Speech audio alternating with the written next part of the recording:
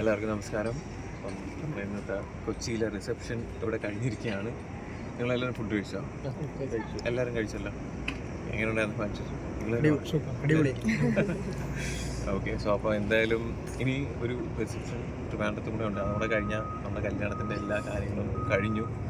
അപ്പം പൊടിയുടെ ആഗ്രഹപ്രകാരം എൻ്റെ ആഗ്രഹപ്രകാരമുള്ള കുറേ ചടങ്ങുകളുണ്ടായിരുന്നു.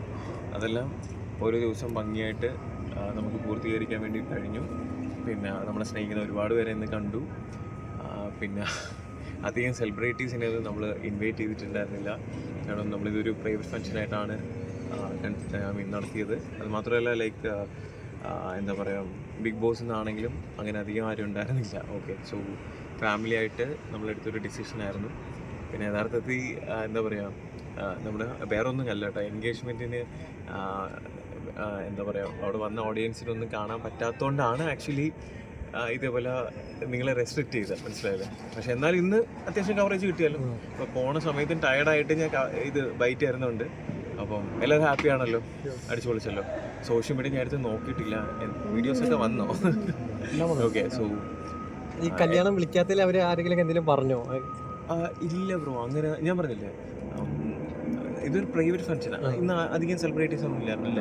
ആരും ക്ലോസ് ആയിട്ടുള്ള ആൾക്കാർ മാത്രമേ എന്ത് ചെയ്തിട്ടുള്ളൂ. വലിയ ഒരുപാട് ആൾക്കാരൊന്നും ഇല്ലായിരുന്നു, ശ്രദ്ധിച്ചില്ലേ? ഒരുപാട് ആൾക്കാരോ കാര്യങ്ങളൊന്നും ഇല്ലായിരുന്നു. കുറച്ച് ആൾക്കാർ മാത്രമേ ഉണ്ടായിരുന്നുള്ളൂ. അത് നമ്മൾ ക്ലോസ് ആയിട്ടുള്ള ആൾക്കാർ അങ്ങനെ ഒരു പ്രൈവറ്റ് ഫംഗ്ഷനായിട്ട് നടത്തണം എന്നുള്ള ഒരു ആഗ്രഹം ഉണ്ടായിരുന്നു. എന്ന് പറഞ്ഞാൽ അവരടുത്ത് ആരടുത്തും എനിക്കൊരു വ്യക്തിവൈരാഗ്യമോ അല്ലെങ്കിൽ പ്രശ്നമോ അല്ലെങ്കിൽ ഒന്നുമില്ല. അവരടുത്ത് എല്ലാവരുടെയും സ്നേഹം മാത്രമേ ഉള്ളൂ.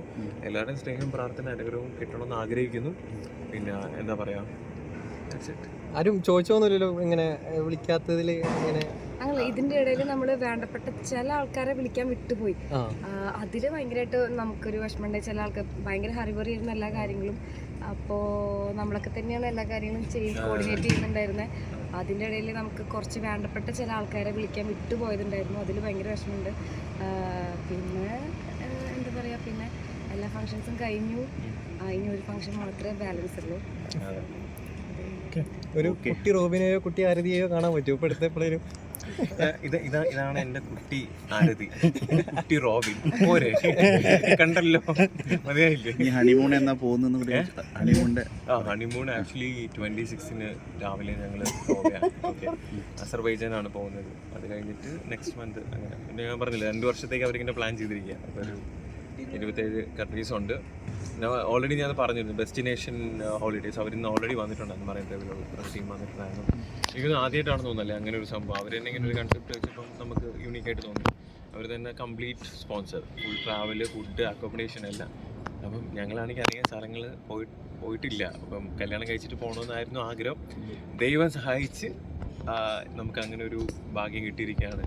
അപ്പോൾ പോകണം, എക്സ്പീരിയൻസ് ചെയ്യണമെന്നുണ്ട്. അതൊക്കെ ചെറിയ ചെറിയ വീഡിയോസ് ആക്കി എന്തെയും ഇടണമെന്ന് ഇങ്ങനെ പ്ലാൻ ചെയ്യുന്നുണ്ട്. ഇത് ഈ ഡ്രസ്സും പൊടി ചെയ്ത് തന്നെയാണല്ലേ? ഏതാ ഇതോ? ഇത് പൊടി ചെയ്ത ഡ്രസ്സാണ്. എൻ്റെത് SK സൂര്യ, സൂരജ് SK. ഇവളെ ഫ്രണ്ടാണ്, സൂരജ് SK ആണ്. പുള്ളിയുടെ വന്നിട്ടുണ്ടായിരുന്നു, ഒരു ഷൂട്ട് റിലേറ്റഡ് ആയിട്ട് പോയതാണ്. സോ അപ്പോൾ അതൊക്കെ തന്നെയാണ്. കുറച്ച് കാലം കൂടി ഇങ്ങനെ അടിച്ചു പൊളിച്ച് ഇതാകാൻ പിള്ളേരൊന്നും ഇല്ല.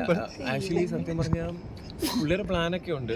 അത് ഇനി പ്രഗ്നന്റ് ആവുമ്പോൾ പറയും. എപ്പോഴാണെന്ന് ചോദിച്ചാൽ എനിക്ക് അറിഞ്ഞൂടാ, എന്തായാലും ആവും. ഇന്നലെ 2 ദിവസം മുമ്പ് കല്യാണം കഴിഞ്ഞിട്ടുള്ളൂ. കുഞ്ഞോണ പോലെ അവര് ചോദിക്കുമ്പോൾ നമുക്ക് പറയാമല്ലോ നമുക്ക് എപ്പോൾ വേണമെന്നുള്ളത്. Thank you.